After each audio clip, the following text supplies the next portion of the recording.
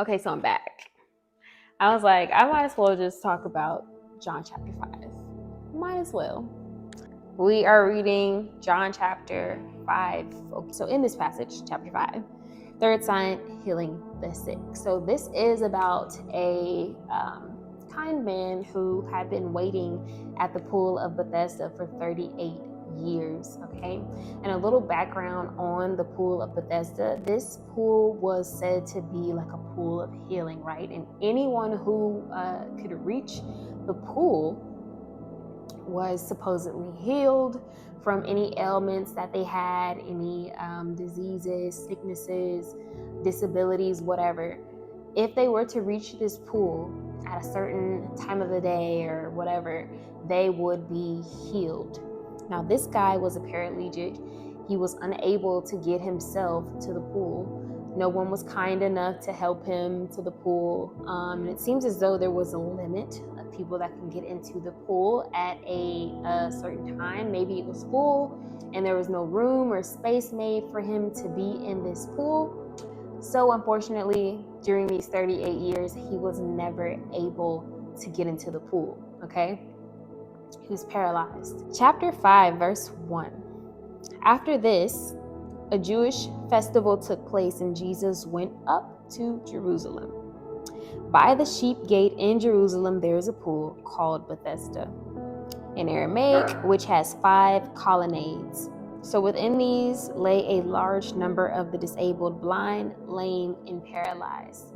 So you may be left asking, okay, so if there were a number of people who were paralyzed, why hadn't this man made it to the pool? He wasn't the only paralyzed person there at the pool. But one man was there who had been disabled for 38 years.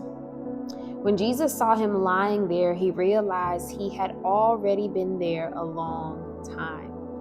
Jesus realized this without even talking to the man yet. He saw him lying there and realized he had already been there a long time. He said to him, "Do you want to get well?"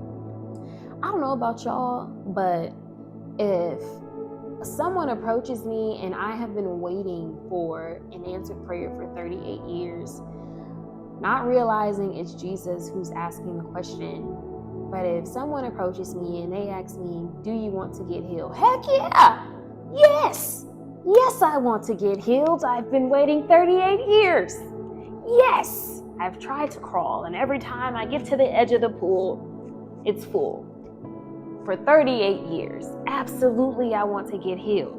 Absolutely. "Sir," the disabled man answered, "I have no one to put me into the pool when the water is stirred up. But while I'm coming, someone goes down ahead of me."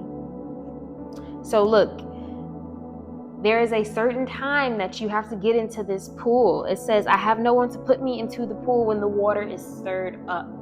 He's paralyzed. So that means not only does someone have to put him in the pool, they have to be a guard around him so that he doesn't drown, right?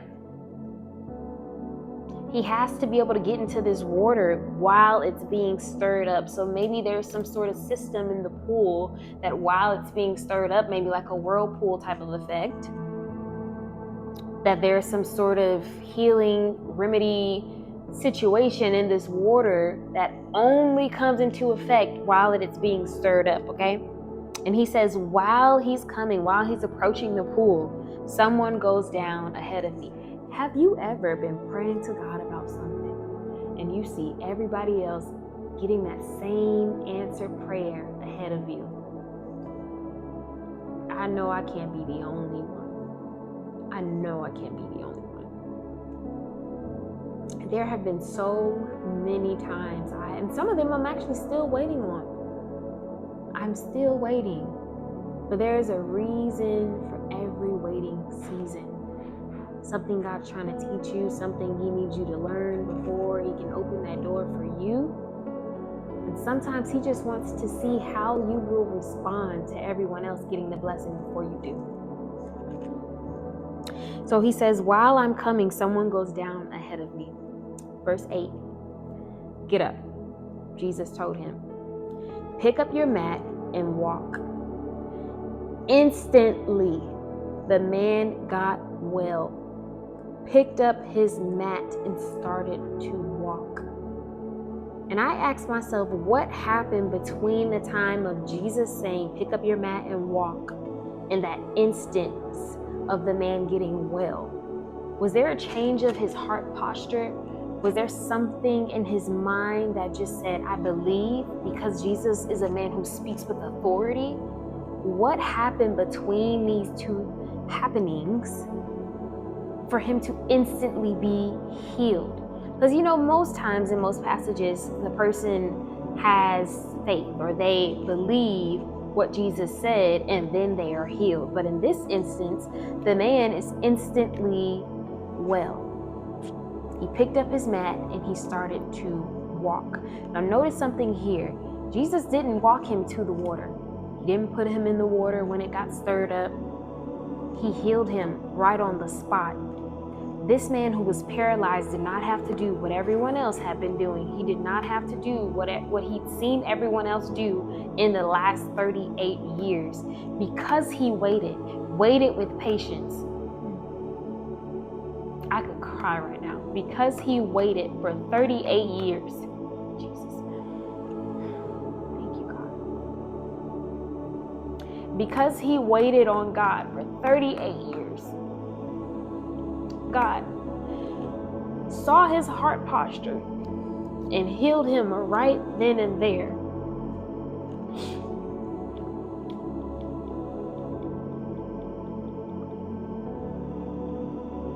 When you wait on God, God will allow things to happen in ways that have not happened for everybody else.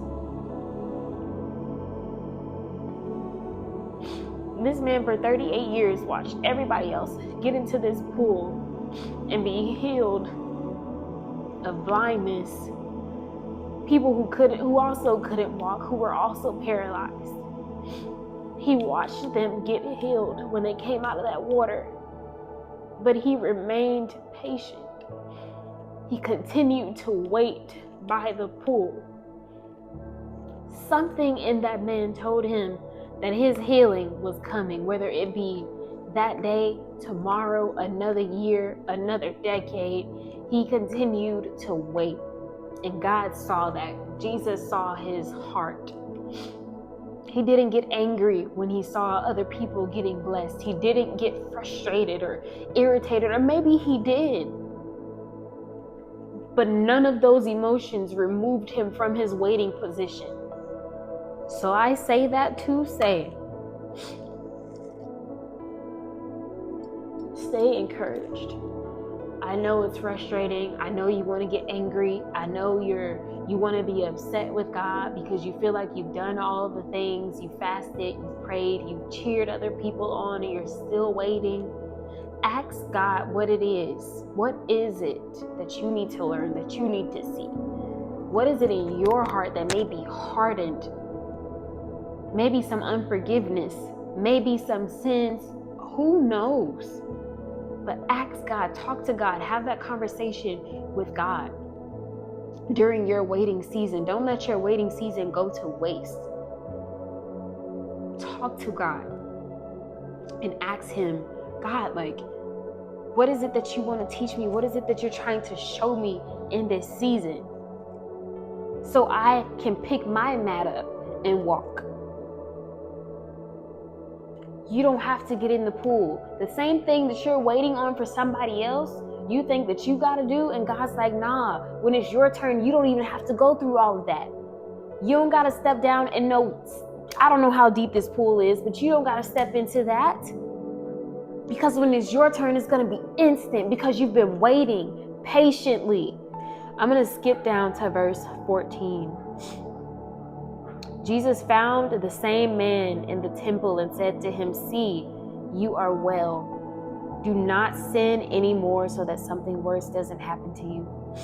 The man went and reported to the Jews that it was Jesus who had made him well. And therefore the Jews began persecuting Jesus because he was doing these things on the Sabbath. Now, hopefully YouTube doesn't flag my video because of what I just shared. But neither here nor there. Find out what it is that you need to know during your waiting season. Because you may not have to wait any longer after you do that, after you have that conversation with God. This man, not only was he waiting, but he was being overlooked. Again, no one else wanted to help him into that water. More than likely, he was being ignored because everyone probably thought, you know what, I'm going through the same thing too. If I can get in this pool, you can get in this pool. Or if someone can help me, someone else can help you. He was overlooked for 38 years, waiting and being overlooked. And the feeling of being overlooked can be so heavy sometimes, I'm telling you, because I've been there. Moral of this story is Jesus saw him. Although he had been waiting, he felt that he was being overlooked. Jesus saw him. He heard him. It says he saw him lying there and realized he had already been there a long time. Jesus sees you. You knew I was going to say that. Jesus sees you. He hears you. He hears your prayers. He hears your weeping at night and in the morning on the way to work. Please go read this chapter for yourself. John chapter 5, verse 1 through 16. Until next time, for our Bible study or our day of encouragement, call it what you want. There's no specialty here. But until next time, I love you guys, and I pray you have an amazing, blessed week, day, year. Love you.